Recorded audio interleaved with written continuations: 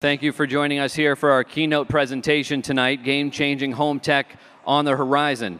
Before we hear from our keynote presenter this afternoon, please welcome to the stage our sponsor for this keynote, Michelle Maple, Senior Director of Sales and Marketing for Sonnen. Hello. Thank you. Well, I have the great pleasure of speaking just before Rich gets up here, and I know he's going to get you guys super excited about everything going on and coming out of Palo Alto.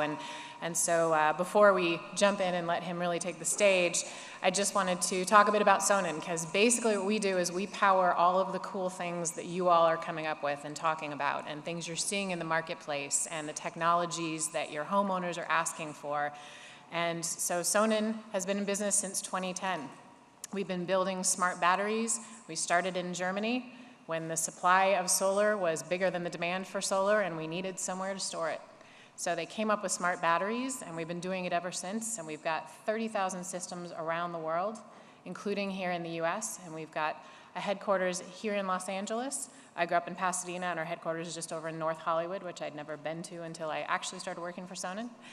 But our goal is really just ways of using clean energy more intelligently, and for a lot of different reasons. Homeowners are one of our customers, builders, another one of our customers, and utilities, believe it or not.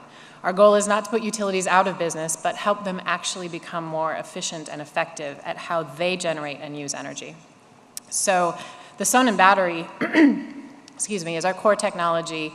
It's elegantly designed, it fits in a house, and it uses the solar. It lets a homeowner use it however they need to.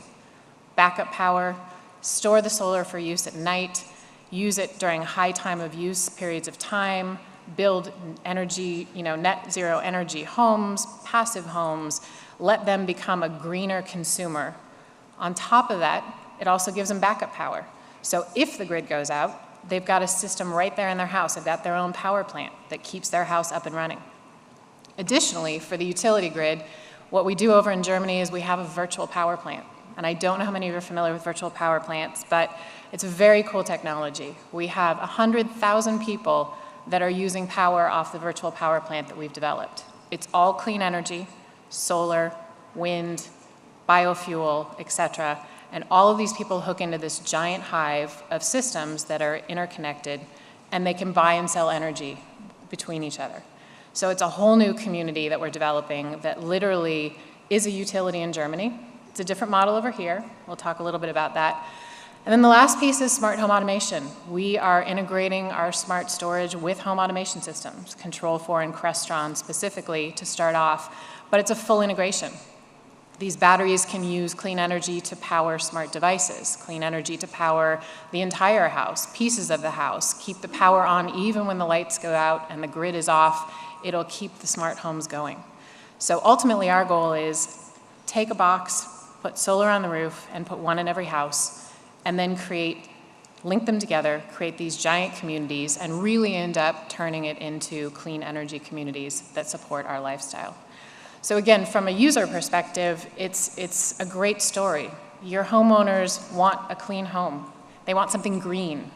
They want to be able to say yes. I mean, we have customers all the time who literally open up their garages and just let people walk by and say, oh, what's that box doing in the corner that's glowing? And they're like, oh, thank you for asking. That's a box that stores energy. And they start talking about how efficient they are and how great they are and how almost off the grid they are.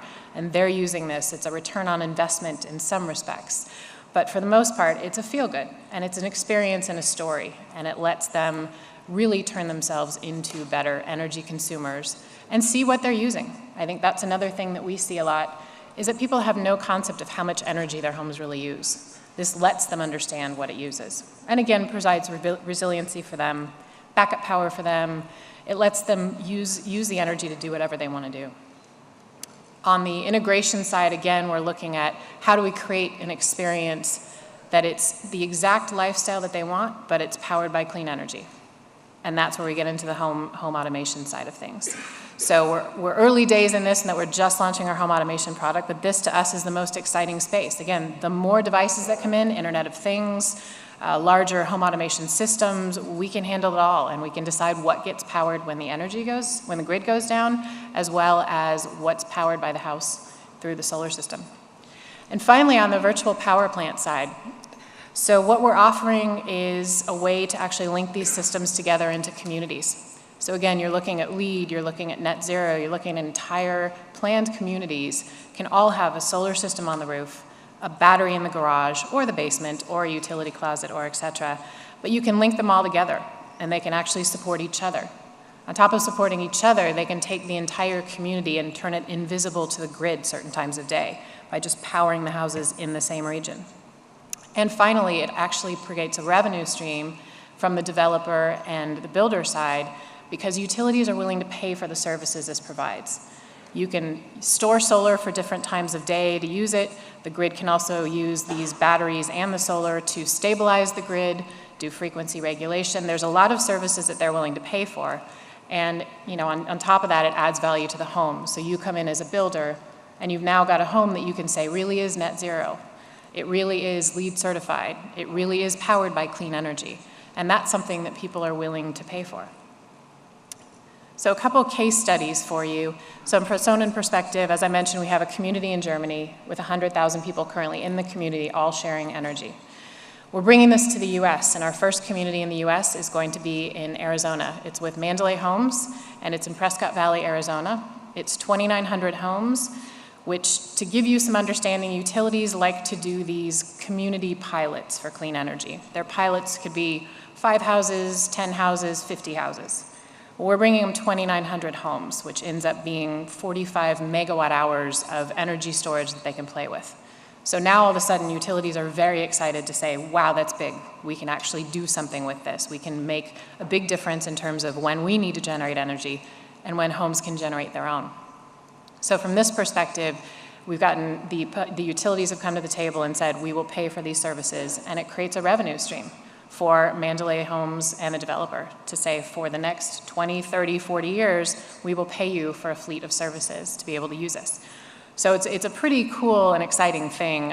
This will be the first real virtual power plant in the US, and it breaks ground this fall. Again, our focus really is on the homeowner side, delivering value to the homeowner. These are highly energy efficient homes. They use an aero barrier seal from an energy efficiency perspective. I think a lot of what you all will be hearing about and talking about as far as home development technologies are utilized in these homes, and then on top of that you layer in solar and a storage system. Now all of a sudden you've got a whole new way of looking at this community. So additionally, this is the wave of the future as far as the utilities go. So they're looking at ways that they can actually increase their grid's flexibility without having to invest a ton of money. This is the kind of thing, storage plus solar on a home, Sonnen battery in the home, that actually makes that happen. And I think the nice part is we're really doing it. This is actual and this is real, and it's not a unicorn and it's not vaporware. This is truly happening. And I think another thing that we see, unfortunately, there's a great case study in Puerto Rico. As all of you know, Hurricane Maria devastated the island and really took the grid system completely down. And we went in there and have been putting in some community microgrids on a small scale. Our systems are relatively small because they're only residential, but a small scale solar plus a storage system, the Sonnen battery, and this is powering community centers. And now all of a sudden the government is looking at that saying, well, if we have these distributed centers of power, suddenly we don't need to have an entire utility grid system that's only based on one grid. We could have these individual grids all over the place, these communities that generate their own power, store their own power. They're almost off grid. So it really becomes a test bed of how do you take clean energy? How do you take storage? How do you layer in new technologies that make the homes efficient? And it really becomes this could be the grid of the future. Which again, the utilities, states, all of that, they're looking at this to say, what is this really going to be? And so that's the future, in my mind, of energy storage plus solar, and something that obviously in California, as we're dealing with zero net energy and a lot of other regulations coming down, we have to deal with that now. But it is definitely the wave of the future. And again, it helps power all of this great smart technology we're talking about, all these great smart homes that we're interested in putting out there and that customers want. And so I think it's got a real chance to become the wave of the future. And our goal is to make this available to everybody. Create communities all over the place beyond new home builds. Go back and retrofit existing homes. This is the wave of the future. It's still new. It's still getting started. But here in the US, we see it as a big, huge opportunity. And in Germany, again, that's probably our biggest market and our biggest test case. So someday, we'll be where Europe and Germany is. In the meantime, we're going to continue to grow here in the US and focus on that. We're also expanding into Australia to set up a virtual power plant there, as well as some of the other countries in Europe. So it's an exciting time, and I know you all will be talking a lot more about technologies that are available. Sonnen is here, so come by the booth if you have any questions or you want to talk. In the meantime, I'll introduce Rich to come up and start talking about all of the fun stuff you guys have been waiting for. So thank you very much.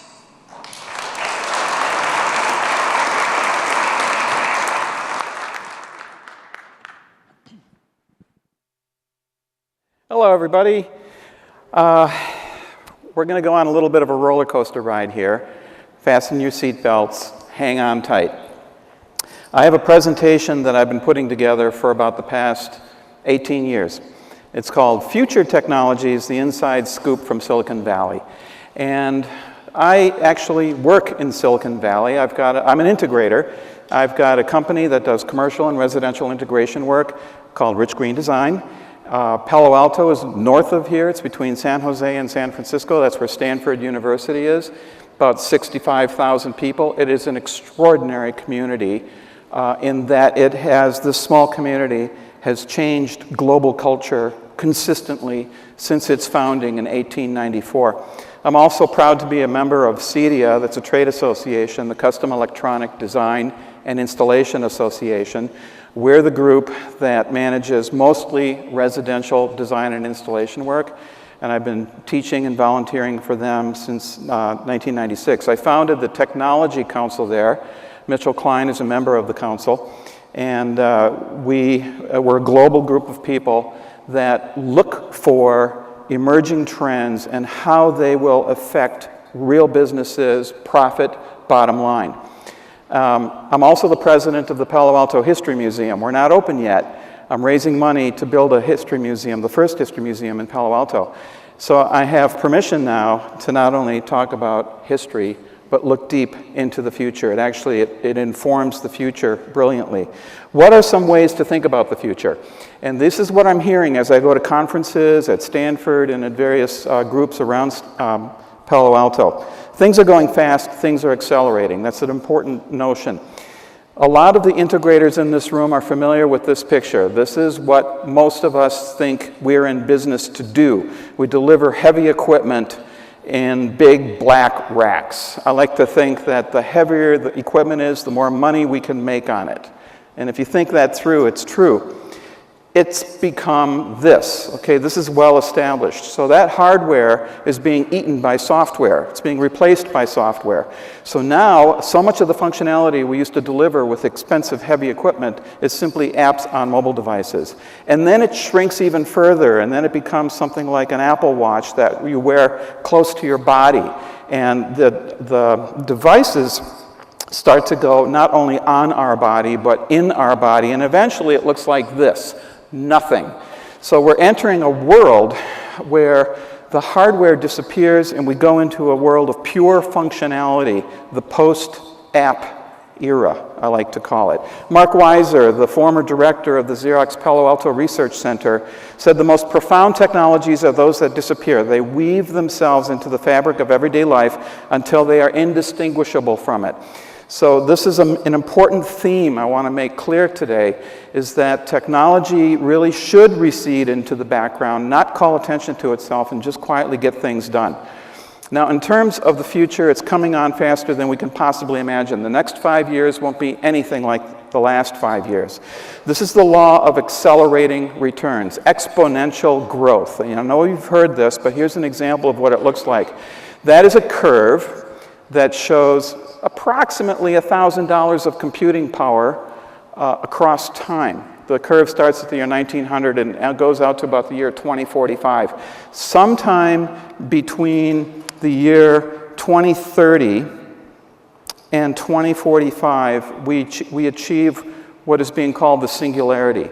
About $1,000 worth of computing power will buy you the equivalent of all human minds combined. And what happens is we see non-biological intelligence continue to improve upon itself without human intervention. That's a point we can't see past. That's called the singularity. It's like a black hole in the history of human evolution. One of the reasons this is happening is because ideas are having sex. The kids in Palo Alto and San Francisco and San Jose and Silicon Valley, they're hanging out with each other. They're very young. They have extremely agile minds, and they share thoughts with each other. This is going on all over the world. So the ideas are having sex and spawning new ideas. Ray Kurzweil, one of the most prolific futurists ever, and one of the most accurate predictors of the future, said this incredible thing last year. In the 2030s, we're going to send nanorobots into the brain via our capillaries that will provide full immersion virtual reality from within the nervous system. It will connect our neocortex to the cloud. Now, Ray Kurzweil, who was the person who popularized the notion of the singularity, is the head of research at Google now. He has infinite resources to make this happen. And I guarantee you something extraordinary is going to come out of Google, and this prediction of nanorobots in the brain could happen. Brain-to-brain communications. I could look at you, and then all of a sudden I see images of your Facebook profile and all kinds of interesting things about you in my mind. I like this word macromyopia. So just today and for the next 2.5 days, I want you to expand your minds and think longer term than you normally do. Macromyopia, we tend to overestimate short-term change and underestimate long-term change. This is a human condition.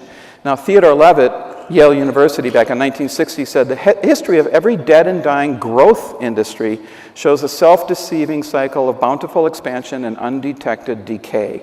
Watch out. The accelerating returns coming from technology could wipe out your company. Look what happened in 2008, 2009. The CEDIA channel, the residential channel, lost 1/3 of its members, vaporized, didn't see it coming. They weren't diversified enough. An example of this is that, look at this curve of all photographs compared to analog photographs, which is the yellow line at the bottom. And sometime after 2000, Kodak collapsed. They didn't see it coming. In the very same year that Kodak went bankrupt with 130,000 employees, Mark Zuckerberg bought Instagram for $1 billion when Instagram had 14 employees. This is how quickly things can change. I attended the World Future Society meeting with Ramez Nam, and he said, people are expensive, things are cheap. So as we think about the business impact of technologies over the next few minutes, I want you to think about the people. It's the most valuable asset you have. It's your resource. People are in the highest demand in Silicon Valley right now. If you have a degree in artificial intelligence or virtual reality, you're in. You can call your own salary. You can get your stock options. There aren't enough of them around. Let's go through the big words. I like the big words. Profit. At the end of the day, if you haven't made a profit, nothing else matters. So many people think technology is cool, it's fun. I love home theater, I love Z-Wave, but it doesn't do a thing for anybody unless you can sustain a profitable business. How do we make profit? By delivering value, good value for money. And that's harder to do than it ever was because of Amazon, of Google, of the commodity mass market Internet of Things products. It's very hard to deliver good value for money compared to the cost of free. How do you deliver value? It's design. The key is design. I'm not talking about making things pretty. I'm talking about absolutely understanding the end user. What are their needs, and how do you create a product or a process or a solution that fits their needs? We do this when we interview a family long before we ever engineer a system. The key to design is simplicity. People crave simplicity. Technology has gotten overwhelmingly complex. People will pay more for simple answers and simple solutions, fewer features. They'll pay more for fewer features. Big data is one of the end games in all of technology right now. This is what makes Amazon cook. This is what makes Google cook. They're all scraping personal data from you so that they can build a context of your life and then build an ecosystem of products and services that wall you into their services. This is called consumer engagement. They want you to stick to their ecosystem. With that big data, as they build their ecosystems, they use what are called anticipatory algorithms and predictive analytics so that they can Google into the future of your life. They have a better idea of what you're going to need than you do and are already starting to deliver it to you. So they understand the context of your life. As Mitch said, it's all about sensors. So there are sensors in our pockets, sensors in our homes, sensors in most of the new technology that we buy. Those are reporting back to headquarters through cloud services and APIs to give a context of your life so that they can pinpoint advertise to you and cause you to buy more stuff. They use artificial intelligence to comb through all of this big data to figure out how to persuade you. So I'm going to talk about artificial intelligence and a new one that I'm going to bring up, which is intelligence augmentation. And they are two completely different topics that are related. More on that coming up. Audio video is all about immersion now. Immersive audio video is where video is going, surround audio is going. It ties in virtual reality and the others. Augmented reality, this is kind of like the year of augmented reality. All of these companies are coming out with fancy glasses to impose metadata on reality. Much more on that coming up. Virtual reality is when you close yourself off from real reality and now you're in a completely fabricated environment. When you start bringing the human body into that experience, it's called mixed reality, MR, where you can hold out your hand and see your hand and wiggle your fingers in a virtual reality environment. That's actually very hard to do.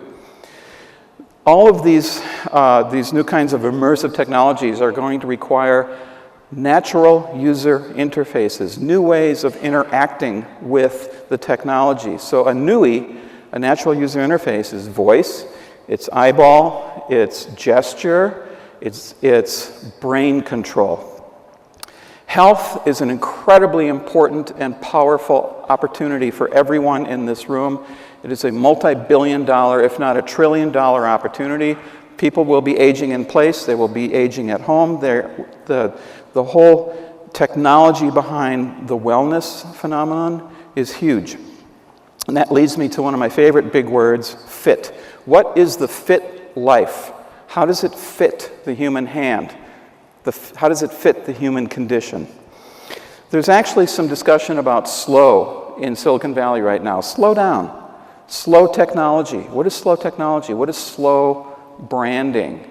How can we remind ourselves to appreciate our humanity? 3 words that guide my life every day. Presence. Right now we are very present with each other in this room. I can see you, I can feel you, you can see me, you can feel me.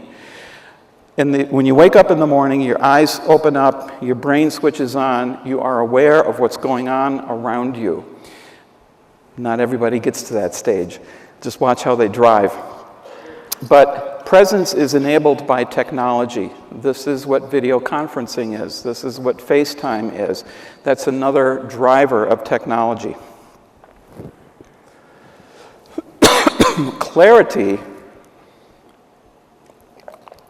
boy, that's hard to do. Once you have a sense of presence, how do you get clarity? Clarity is to understand what your choices are. These are the products I choose to sell. These are not the products I'm going to sell. These are the customers I choose to do business with, and these are the people I probably won't be doing business with. How do you get clarity in your life? How do you get clarity in your technology? Excuse me, it's a dry air. And then grace. Grace is, I'm talking about grace in technology. I'm talking about a perfect fit to the human condition.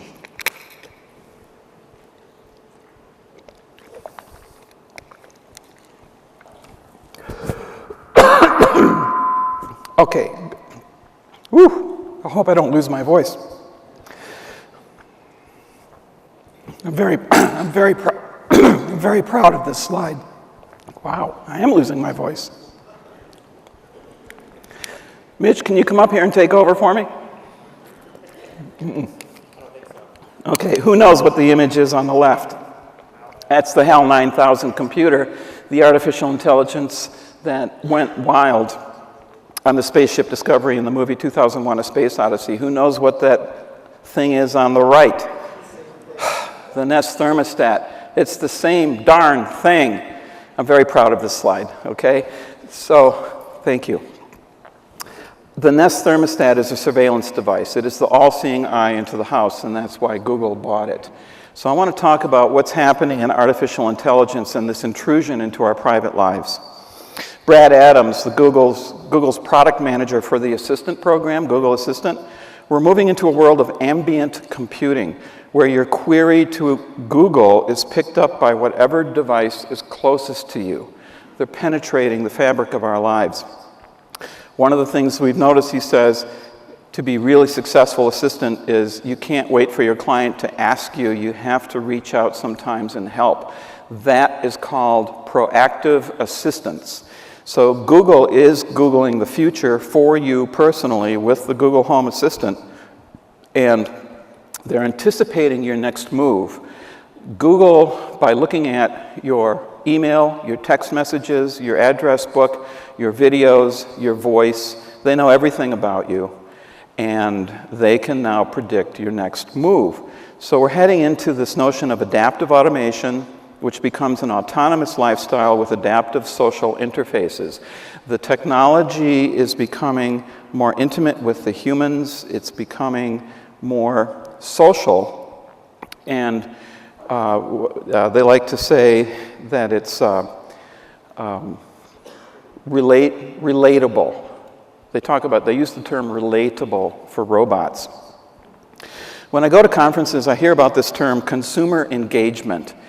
That is a euphemism for getting you to buy stuff all the time from me. So there's a huge amount of effort in technology to create consumer engagement, get you stuck on the website, get you stuck in their product category. When Google bought my friend Tony Fidel's Nest thermostat for $3.2 billion, the acquisition cost per household was $320,000. It wasn't about selling thermostats. It was something else that was going on. You're starting to see the picture here. It was the surveillance into family behaviors that Google was interested in. Amazon is also doing this. Are you familiar with the Echo Look? Have you seen this thing? This is scary as hell. This is a camera it's an Amazon Alexa device, right, that you put in your closet, in your master suite, so that Amazon can watch you get dressed in the morning. And they can scan your closet and see what clothes are hanging in there so that they know what to put, what kind of advertising to push at you. And people just buy these things and say, oh, this is cute. I can put Alexa into my dressing room. Andy Rubin, the person who invented Android and brought it to Google, has a company that he's invested in called Lighthouse. It's the same kind of thing as that Echo Look. This has got a lot of artificial intelligence in it. Video analytics are going on, audio analytics. With the Lighthouse product, you can say to it, you can make a request. Lighthouse, who was that boy who walked in with my daughter at 3 o'clock this afternoon? And it'll tell you who that boy was. There's a company called Panoptic, which is doing pose detection. So we're seeing video analytics that ambiguates the body, the person, so that you can measure somebody's body language and their emotional state without actually scanning them as a photo. So I like what's going on here, this ambiguity behind the video analytics, but they're actually tracking your emotional state. It's very important for these companies to tie artificial emotion into artificial intelligence so they have a better way of engaging with you as a human would. Deep learning is the process of machine learning. This is where machines keep scraping the personal data and getting a better understanding of the context of our lives. One of my clients here, Jensen Huang, who founded NVIDIA Corporation, is on top of this wave right now because his GPUs, graphic processing units, are able to process virtual reality, artificial intelligence, and self-driving cars like nobody's business. So that's why his business is skyrocketing right now. Last year, he trained over 100,000 developers in deep learning AI, 100,000 new feet on the street in this field. This is a picture that's kind of scary. If you study it, you can see some Cat 5 or Cat 6 wires bundled together like it would be at the back of a rack. This image was shown to a deep learning visual artificial intelligence, and it started to see snakes. So it created this piece of art that shows snake eyes and snake heads with the cat wires. This is just an example of what's going on in AI. It's happening so fast that it's become a black box. We don't know what's going on inside the mind of some of these AIs. Back to HAL 9000 and 2001: A Space Odyssey. We don't know what's going on in the black box. And the AI researchers are scared of this. They're absolutely terrified of what's going on.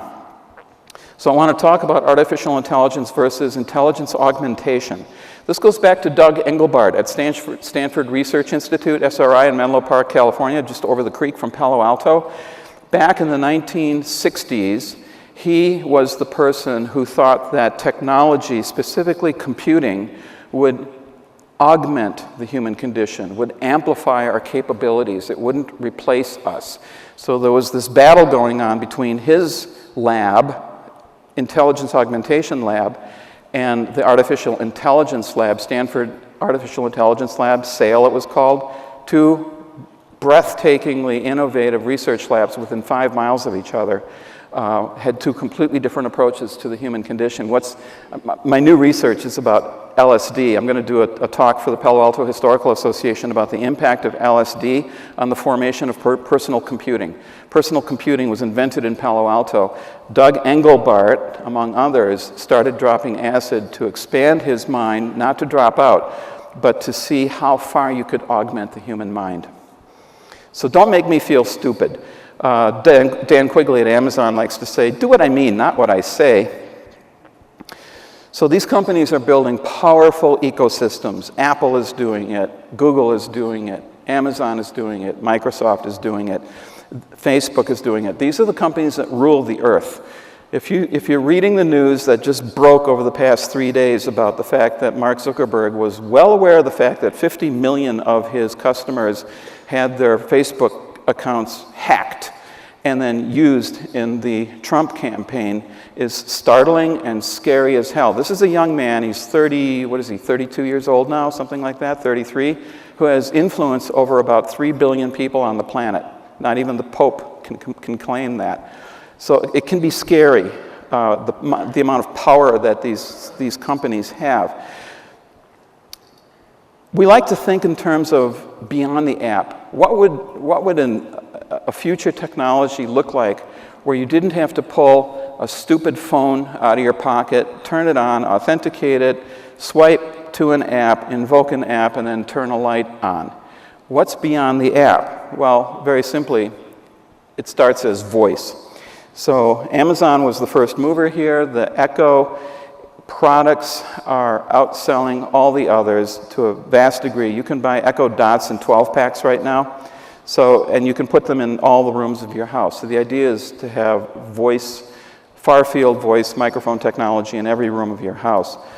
Amazon is even moving into the commercial space. So there's a partnership with Zoom. I do a lot of Zoom rooms in my commercial work. It's a new kind of video conferencing. So you can walk into a conference room and just say, Alexa, start a conference with my Boston office and make sure you invite Mitchell Klein, call him on his phone. And Alexa will do that. Google Home has also an emerging ecosystem. They're tied in very closely with Lutron and a whole lot of other partners. When they bought Nest, they knew that they were getting into the surveillance business because their next acquisition was Dropcam, which became NestCam, which is a surveillance device.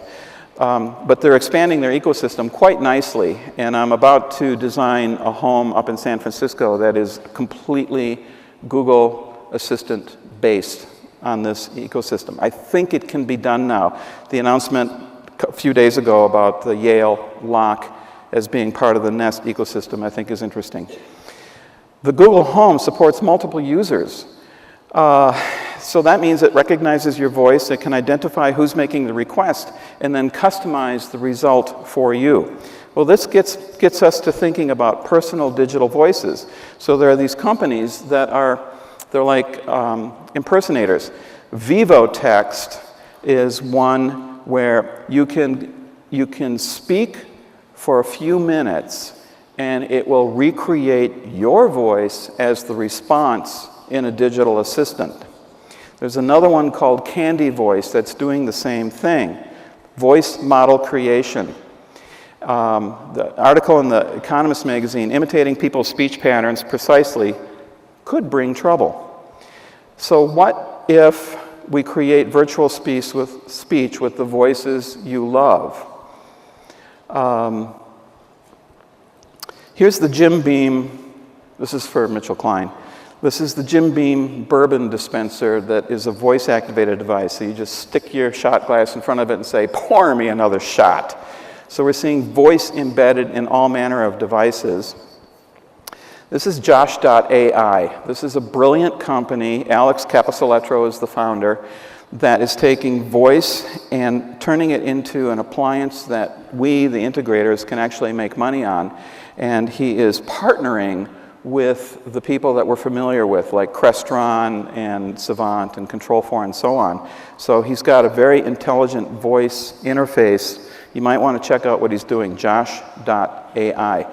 So the voice ecosystems don't necessarily need to be the cloud behemoths.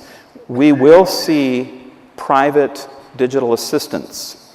My friend Doc Searles is giving a talk on that topic right now in London about the future of personal digital assistants. We may not need to use Alexa or Google Home to get the job done. So the Internet of Things we've been doing for 20 years is nothing new. It's things connected to the Internet. There are some interesting new products like Whisker Labs, which makes it easier to connect things to the Internet. Whisker Labs are current sensing clamps that go onto the breaker panel at the head end of your electrical system. And they can disambiguate the waveform that is formed by every appliance in your house. So they can tell you what kind of air conditioner you're running, what the model number is, and when it's about to fail, simply by looking at the waveform anomalies. Okay, this is really interesting technology. Now we can sniff further into the house without having to run a Cat6 wire to it. Another technology that's enabling us to get into every nook and cranny of the house is 5G. 5G is cellular data. It's one more than 4G. 5G is hitting it now. It'll be mass adopted in the year 2020. This thing is capable, this technology, I call it the data wind. It's like blowing data through your house from an antenna on a pole out on the street. And with 5G, every little device in the home can be connected to the data wind coming from that pole. It doesn't necessarily need to hook up to your Wi-Fi. So we may see the end of the local area network where all the data services come from outside of the house with high speed, low latency, suitable for virtual reality and gaming. Now here I am sitting in the Google driverless car at Singularity University in Mountain View, California. This thing drove into the parking lot with nobody in the car, and it was driving around, came right up to the curb, and they allowed us to kick the tires and see how the computers work and all that kind of stuff. 5G enables autonomous vehicles. Now I want to talk just a little bit about what's going on with audio-video. There's a lot going on.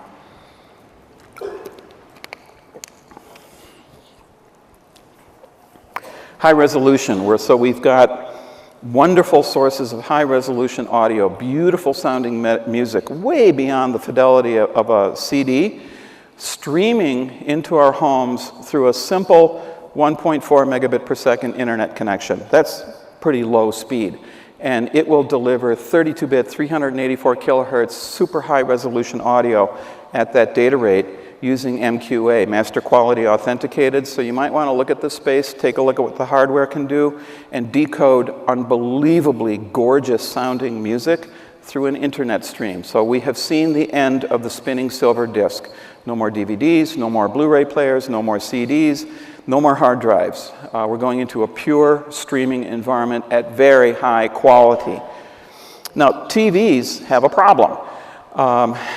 Toshiba, Hitachi, and other manufacturers, mostly in Japan, are converting their flat panel TV manufacturing plants into vertical hydroponic lettuce farms. Why? Because they can make more money selling lettuce than they can selling TV sets. So there's been the race to the bottom where there's virtually no profit left in the TVs.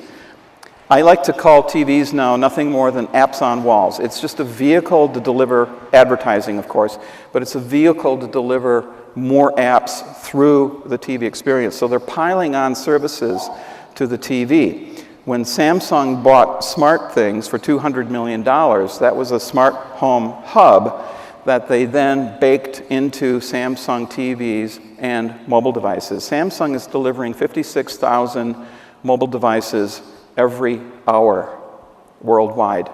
And every one of those devices has SmartThings, smart home technology built into it. Watch out for Samsung. They're vertically integrated, they're very smart, they can see the future. Now, I mentioned immersion. Audio video has become immersive, and I'm fascinated by very large displays. I would like to completely paint this entire room with video. The Sony Cletus, which is ceramic LED technology, I don't know if you've seen this at CES or at Infocom or some of the shows. It is spectacularly beautiful, high dynamic range video that's almost infinitely scalable. You could do that whole wall with resolution that looks like 8K. Micro LED is coming. Samsung is showing the wall. This is a 146-inch TV that you can put on a wall and then scale it out as you want. So we're seeing sort of the end of projection systems, and you can start to paint a whole room with video. I love domes and the kind of immersion you can get from private domes in the room. This is a display by Layered called the Reality Studio, where every surface there is active video. What they're standing on is a video display. And this is a very real step toward that magical bonus room in the house, which is the virtual reality cave. It will put home theater to shame. What is a voxel? At CES this year in Las Vegas, Intel gave a keynote that introduced this notion of a voxel. It is a volumetric pixel. And what Intel technology is enabling is the blending of many, many, many cameras, let's say around a football stadium. They did this at the Super Bowl. And then those cameras map volumetric spaces like to the centimeter so that they can create a 360-degree full vertical volumetric space of video. That allows you, the user, to select your own point of view within that volumetric space. So if you wanted to have the point of view of a camera as if it were on the helmet of the quarterback and then watch what he saw when he threw that pass, you can do that now with this technology. So that's what it would look like from the quarterback's point of view. So I think POV, point of view, is going to be a very interesting twist in the entertainment experience at home. MLB, PGA, NFL, NBA, they're all signing on to this technology. I want to talk about presence now. Presence is it's immersion at a personal level. We'll start with augmented reality. That's where you put on special glasses or you look through a special camera and you can see magical things imposed on reality or superimposed on reality. Microsoft has a concept with NFL for use with their HoloLens so that if everyone in the room is wearing a HoloLens augmented reality headset, you can all share the experience of seeing your favorite quarterback or athlete walk into the room and see statistics about them. You can actually watch the game as if it was a projected hologram on your coffee table in 3D. So I think it's not ready yet, but it'll probably be ready within 18 months. That completely transforms our experience of sports at home. The Google Glass came back as a professional commercial product. They kind of gave up on the consumer product. They called people who wore these things glass holes because it was just kind of offensive to be in front of somebody like this, and you don't know if they're looking at the little thing over their eye or paying attention to you. You can just look at this picture. It's like, that's a little creepy. But the big glasses are coming out. This is Bose, and with a special emphasis on audio. This is Vuzix, V-U-Z-I-X, Vuzix. You can see that there's an image projected on the glass there. So you could watch a movie I could watch a movie while I'm looking at all of you. That's what these things do. The Intel Vaunt is coming. This one's very powerful. That's actually it, okay? It looks like a nice pair of glasses. You can't tell that there is a metadata overlay being projected onto the retina of this guy's eye. So we're seeing so much augmented reality. This is the Raptor by every site. This is for bicyclists. So with the Raptor, you can see your heart rate, your speed, your next turn. And this is a product you can buy right now. Meta, M-E-T-A, Meta has a product called the Workspace, where you can create a virtual workspace at your desk, at your office. You can have virtual screens and video conferencing sessions and a Rolodex floating out in front of you. This kind of solves the problem of open space workplaces where you don't have enough walls to put up Post-it notes. You can just put up semi-permanent virtual Post-it notes with these things. You can manipulate products and turn them around in front of you. This thing has sensors to respond to what your hands are doing. Meta. Roni Abovitz, the founder of Magic Leap, this is somebody to watch. He's been in the news a lot lately because they're showing an actual functioning version of their augmented reality headset, which takes into account the objects around the room. So it looks a little goofy, it's loaded with cameras and sensors, but it gives you a view of reality where three-dimensionality of the virtual objects blend with the chairs, the table, and the doorways of the actual room you happen to be in. So this is what it actually looks like. This is Star Wars characters, C-3PO and R2-D2, standing in a normal room. This is what Magic Leap can do. So they're valued now at about $9 billion, and the products are going to hit soon. Apple has their AR kit where they're indoctrinating the augmented reality into the kids. Google has what's called AR Core. So the point here is there's a lot of software, a lot of content coming to fill up the augmented reality space. And just look at these GIFs here. The motion is actually quite convincing. These characters actually look like three-dimensional objects in the room you're standing in. So that's Google's AR Core.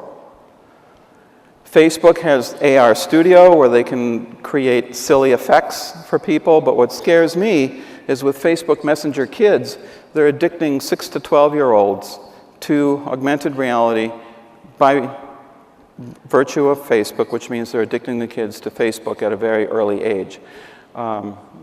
We're not sure this is the right thing to do. Zuckerberg said, when we get into this world, a lot of things we think about as physical objects will just be $1 apps in an AR app store. So when you think about, I want a virtual fireplace over here, I might as well just buy a $1 AR fireplace app. I'm making this one up. This is called Audio Augmented Reality, AAR. This is what happens when you can create a customized audio experience for yourselves. So it involves an earbud, Bluetooth, wireless, that you can stick in your ear, and these things can filter out sounds you don't want to hear and let through sounds that you do want to hear. So the restaurant conversation problem is solved. It filters out the noise of the restaurant, but focuses on the person in front of you so you can hear them loud and clear. The new Hear IQ buds are a good one. The Hear Doppler is another one. And this is one that I think is at the head of the pack right now. It's called the Bragi-Pro. So these are custom in-ear monitors that have beamforming microphones that can detect where the sounds are coming from in your environment and then let the sounds through that you want to through. So you can filter out that dog barking, but let your wife come through, or vice versa. And they also have real-time translation. So just like in Star Trek, you could be speaking to me in German, I could be speaking to you in English, and we're understanding each other in real time as it's translated through our earbuds. This is powerful stuff. Now, virtual reality is when you're completely cut off. It's been around for a long time. The Stanford football team is using virtual reality to practice their plays. And when they finally get on the field, they have got it nailed. There's a lot of content coming to fill up the VR pipeline. Paul McCartney puts a Jaunt VR camera on the stage of his concerts now so that you can live or relive the concert in a 360-degree view. You can just kind of look around from his point of view on the stage, look out to the audience. He also put one in his recording studio in England, so you can look around his recording studio and kind of focus on that guitar over there.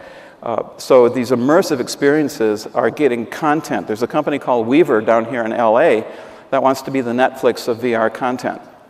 They want you to just click on a movie or an experience, pay a few bucks, download it, Weaver. Google Expeditions is out there for the education community. This is transformative. When you can have 30 kids in a classroom guided by a teacher floating down the Nile in ancient Egypt, and to see the pharaohs and the pyramids, that's powerful for these kids to experience. So I'm a big fan of what Google is doing with their Expeditions program. Philip Rosedale has created a company called High Fidelity, which is social VR. And this is one of the reasons Mark Zuckerberg bought Oculus Rift for over $2 billion, is because he saw the future of virtual reality as being social, that people can interact with each other at a distance, presence at a distance. So watch what Philip Rosedale is doing. He's the guy who created Second Life, if any of you played with that. Cedia friend Jonathan Law up in Utah is taking virtual reality to create home theater designs before anything gets built. So a client can actually completely visualize the end result of their home theater. You can strip off the walls, you can see where the acoustic treatments are and the speakers. You can actually even visualize the bass modes that develop in the room with this. So I love what he's doing with Modus VR. Now, mixed reality is when you bring the body into the experience. And like I said before, that's hard to do. Now, here's a mixed reality experience you can have right now at the San Jose Tech Museum. You lay down on this thing, and it's got flaps, and it's got the headset, and it's got audio, and you can jump off a building and fly around like you're Superman. So people line up, get into this thing. It's a wonderful game. But there's actually some technology coming into our space that we can use to create these magical rooms, magical spaces in the house. BroomX has the MK Player 360. So this is a projector that will create images across the whole room, ceiling, walls, floor. So it's a super wide angle lens that can turn a bedroom into a virtual reality cave. So that was the BroomX. WorldViz is working on the Hive. That's a virtual reality content company.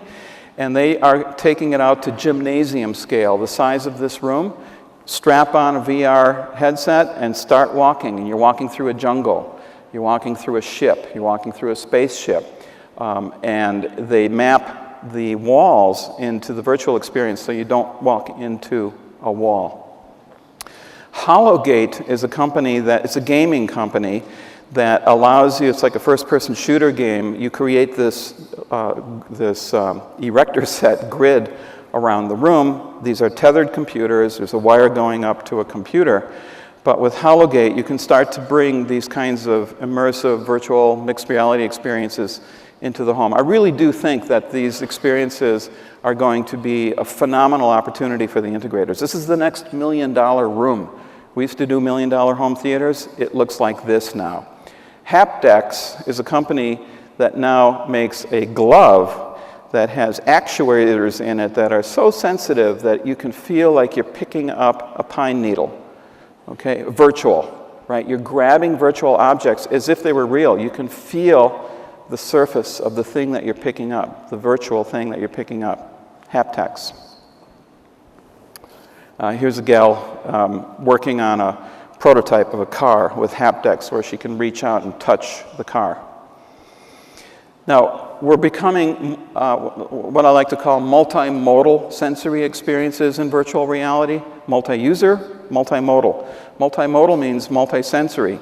So I'm intrigued by what's going on with smell, right? Smell-o-vision, you know, Mitchell's olfactory sensors. So Neos makes a product that can take a picture of a smell. You just say, remember this. You can remember the smell. Now, what if you can take the Neo's digital smell and play it back? And that's what Mudo is doing. Mudo makes these little capsules. They're like Nespresso coffee capsules. You put it into the machine, and smell comes out of the machine. And you can make different combinations of smells. So we can now activate the smell dimension in the mixed reality space. Here's one called Oroma. Pretty sexy, huh? Yeah, that's what I want to look like. But, I mean, look what they're doing. Body odor, panty, or private parts. They got one for panties. You know, it's like, oh my God. So people are taking advantage of the space. This is the kiss messenger. So it's the little actuators that wiggle on your lips so you can feel a virtual kiss from your loved one on a mobile device. Ah! Okay, it's getting pretty far. You put it all together, you look at the accelerating pace of technology, and will we reach the vision of the holodeck, the Star Trek holodeck? Absolutely we will. Okay, to get the resolution that we saw in Star Trek in the holodeck, that means we're going to have these nanobots crawling around in our brains, amplifying the virtual experience from within our minds. This is within the next 15 years. This is when most of us are still going to be in business. We don't know what that business is going to look like, but it's going to come on like a freight train, and we don't know right now what to do about this. It completely transforms the whole notion of home entertainment and personal entertainment.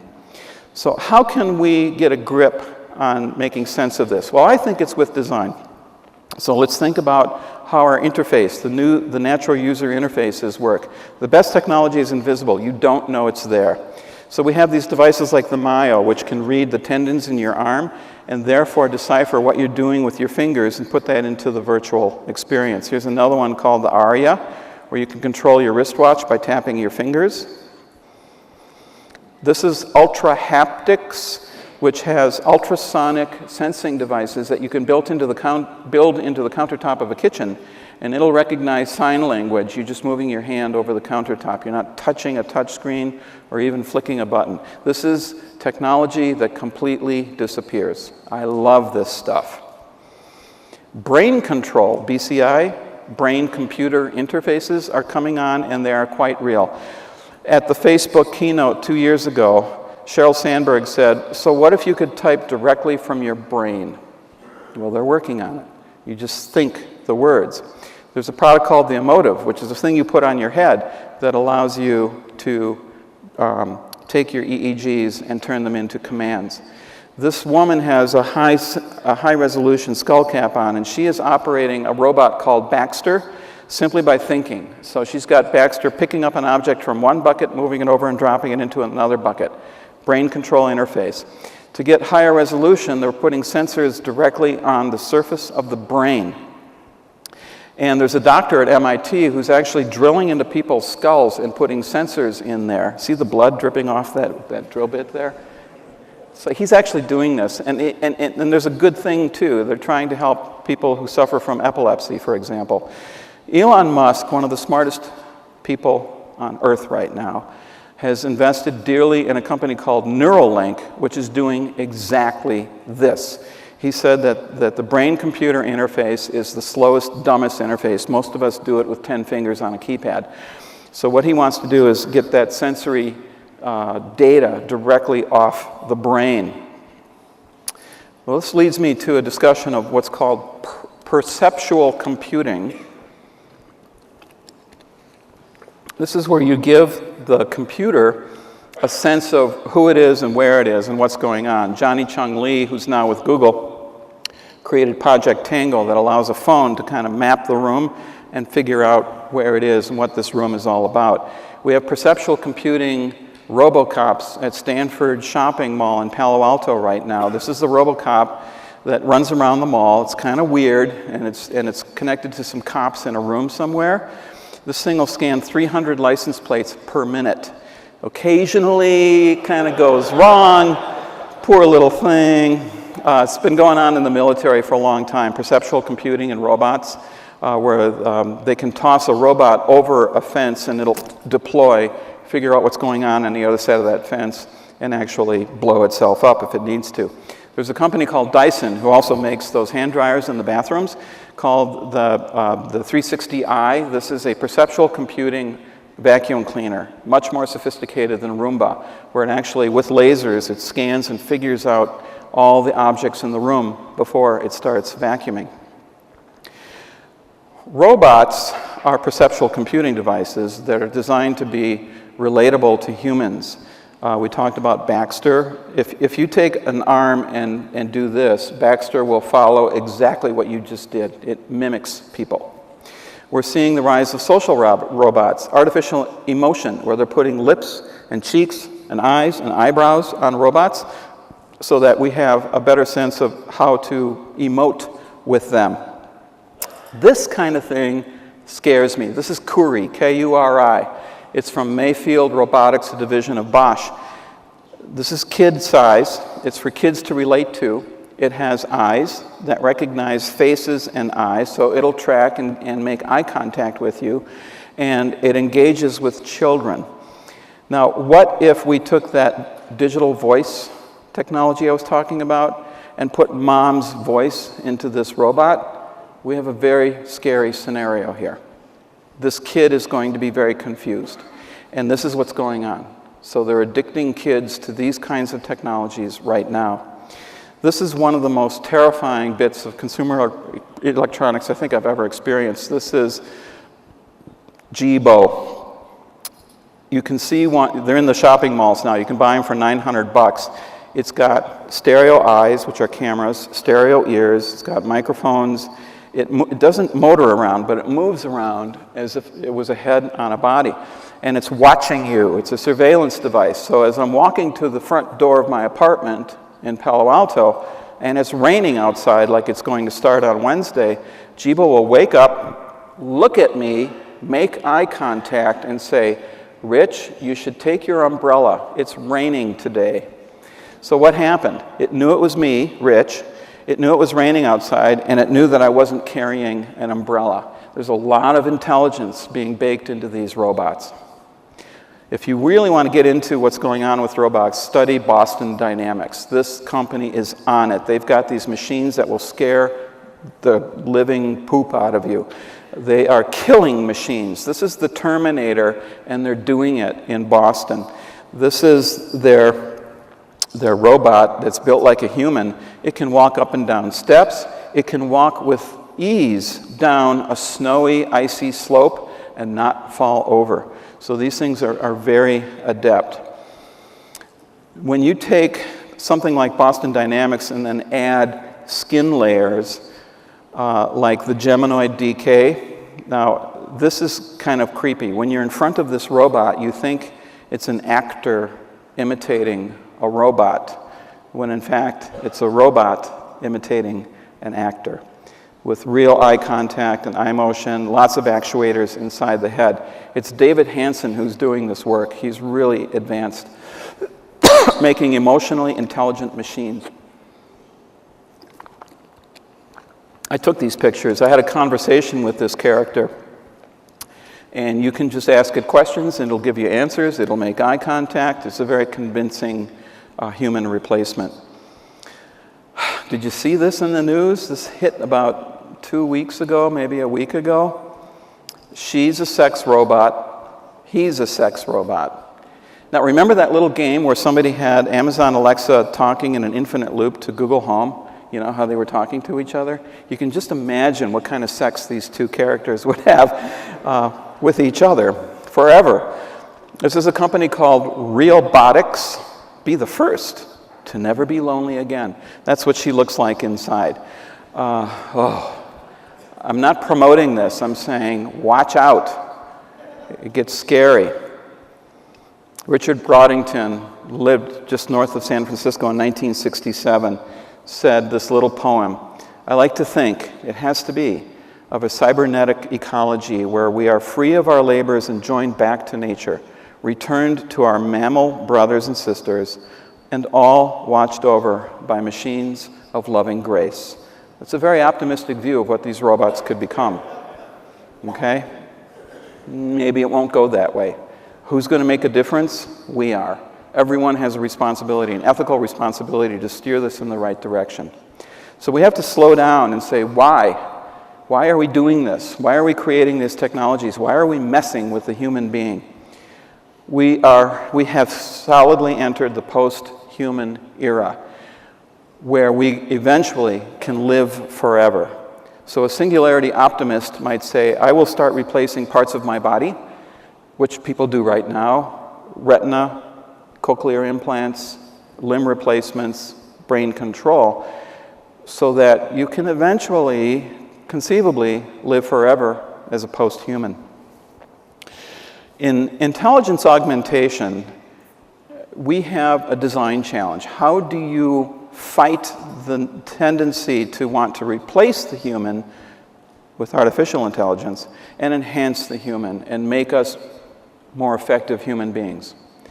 You cannot understand good design if you do not understand people. So engineers need to slow down and start to understand people. One of the ways you can help people embrace intelligence augmentation and the better side of technology is to earn their trust. And one way to earn their trust is what Xfinity is doing with Xfinity Fi, their Wi-Fi. You can program a scene that says disconnect at dinner time so that all the kids are forced to make eye contact and have conversation at the table. It's pure torture for them, but there's a way that we can start to push back. Some of the top level virtual reality, augmented reality, artificial intelligence engineers in Silicon Valley. I'm talking VP level at Facebook, okay? These people, they're leaving because they're saying this is not good. This is not going where it needs to go. We can do better. They want to start reversing the digital attention crisis and realign technology with humanity's best interests. So they've started the Center for Humane Technology. I encourage you to look at this and look what they're doing. It is a nonprofit think tank for ethics in artificial intelligence. How are we vulnerable to getting overwhelmed? How are we vulnerable to micro-targeted persuasion and so on? So please take a moment to slow down, take a deep breath, and think about what we're doing. The slow movement started with slow food, came from Italy, preparing a meal that takes all day with your best friends, nice bottle of wine. It's all about having great conversation. Here's Carolyn Weaver. She's got a little shop in Manhattan that sells nothing but pencils, a wonderful slow technology that reminds you of your humanity. Here's the bike washing machine.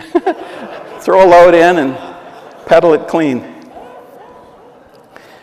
Make it simple. Out of clutter, find simplicity. Albert Einstein said that. E.F. Schumacher, back in the 70s, in Small is Beautiful, said, any third-rate engineer or researcher can increase complexity, but it takes a certain flair of real insight to make things simple again. It's the hardest thing to do. Now, here's a picture of the evolution of the Apple logo. It actually started out with this fancy thing that had an apple falling on Sir Isaac Newton's head, all right, when he discovered gravity. Well, then it very quickly became the rainbow logo, the black, the silver, and now the white logo. So Apple tends towards simplicity. Here's an image of Picasso wrestling with the notion of a bull. So the one in the upper left is very early in his career. And then he simplified, and then he took it down to the barest possible elements. This is what great artists do. Okay, that's the simplest possible expression of a bull, according to Picasso. This comes from Apple's Design University. This is what they teach their senior level designers. They teach them this approach to simplicity. You look at the Apple mouse, simple, simple, simple. Steve Jobs said that the first iPod, which I had a hand in inventing, by the way, could not have a screw, no visible screws. He wanted it to feel, to be the simplest possible object in your hand. Look what's happening to logos. Google, Airbnb, Spotify, Pinterest. They're going to these very simple, no-frilly logos. Lao Tzu said, to attain knowledge, add things every day. To attain wisdom, subtract things every day. This is called the law of subtraction. Very hard to do. So how can you take features out of your product, out of your business, out of your presentation to the end user and simplify their lives? Are we really doing the right thing here? To turn on a light, do you really want to pull out your stupid phone and activate it and swipe to the controls page and then swipe to the lighting control page and then find the room and then find the lamp and then turn it on? Or can't you just walk up to a wall and go click and get the job done? Do we really need this nonsense? Now, talk about nonsense. Here's a DIY. Don't you love that? This is for you, Mitch. Who needs Z-Wave? Oh my God. Okay, that's kind of a perverted image of simplicity. This is called Radio Canada. This is a radio that plays 2 stations, 1 and 2. Simple. If you're interested in this stuff, there's a great book by Doug Sachs called The Revenge of Analog. Wonderful read. He starts out talking about vinyl and how important vinyl records are to the youth today. It's that campfire thing. Putting a needle on a record commits you to that artist in a way that a digital download never will. We've entered the age of invisible design. Things disappear. We go into an era of pure functionality. I love what Samsung announced a few weeks ago with their QLED ambient mode. That's an actual photograph of an actual TV on an actual wall. What you do is you take a picture of the wall. It could be bricks, could be wood, could be stone. And then they put that into the TV, so the TV just disappears into the wall. It's on. It's a full-on TV, but it disappears into the wall. I love that. Make it go away. Instead of hiding it or motorizing it, just make it visually go away. Design doesn't just make things beautiful, it makes things work. At best, it's invisible. This is I have a Breville toaster at home. I love this toaster. And you see that little button next to the red button? It's called a bit more. That takes design thinking. What is the end user's experience of the toast? You don't want to burn the toast by jamming it down twice. You just want a bit more. Dieter Rams, there's a great documentary coming about him, genius behind Brown, gave the 10 commandments of design. Design is innovative. It makes products useful. It's aesthetic. It's understandable. It's unobtrusive. It's honest. It's thorough down to the last detail. It's environmentally friendly. It's long-lasting. And I love this. It's the name of a book about him. It's as little design as possible. Who's familiar with the WELL scorecard? Wellness is the new luxury. The International Well Building Institute has a scorecard for buildings like this. This is a LEED Gold building that we're in right now, except they're measuring air, water, nourishment, light, fitness, comfort, and mind. So get into this. You can become a WELL AP accredited professional. It's very much like LEED, but it takes in the human condition into account. So I want to wrap up with what it means to be fit, what it means to live the fit life, and how do we fit the human condition so perfectly that we have this grace in technology that I talked about. People love switches, knobs, things that go click, things that fit into the hand. Look at this wristwatch by Dot. It's a Korean company. This is a wristwatch for the visually impaired.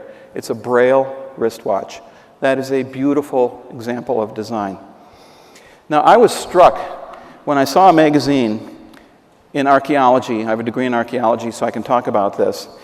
That was talking about an Acheulean period hand axe, a stone tool that was cut to fit a left hand, not a right hand, but a left hand. And I thought, I got to find one of those. So I found one. This is the most valuable thing I've ever traveled with.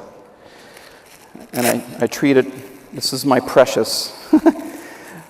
What I have here is one of the oldest ones in the world. It's 1.4 million years old. This is a lower Paleolithic, Acheulean period, bifacial hand axe, cut to fit my left hand. And it melts in my hand. See where my thumb falls on this notch right here? This design persisted for over 900,000 years as we evolved into Homo sapiens. This was made by Homo erectus. They had no language, they had no fire. They had no language to describe how to do this. Yet the graduate students in archaeology cannot reproduce this. They don't know how it was made. It is incredibly beautiful, incredibly useful. This was the highest expression of technology known to mankind 1.4 million years ago. This is what it looks like today, okay? And they both melt into my hand. So please remember this, that as you design your products and design your systems, make it fit the people who will actually be using it. I just want to stress that. If you want to touch this afterward, feel free. Make sure your hands are clean and take your rings off so it doesn't get scratched, but I'll have it up here. How are you going to prepare your business for the year 2023, 5 years from now? Brand yourself, earn loyalty. It's not about the products you sell, it's about you. It's about your staff, it's about your talent. Build a design center, test these new technologies, sell great ideas by the minute, focus on talent, hire women, hire kids. They know what's going on in the home better than most male engineers do. Practice respectful design for human beings, enhance your truck roll capability, use digital truck roll techniques, never compromise in customer service, always deliver service without hesitation, and never ever lose a customer to new technology. So please slow down, think about what we're doing, and remember these key words. Let's be present all the time with what's actually going on around us. Let's get some clarity about how we're being persuaded to do things. And then let's develop products and services and systems that are gracious, that fit the human condition for the end user perfectly. Thank you.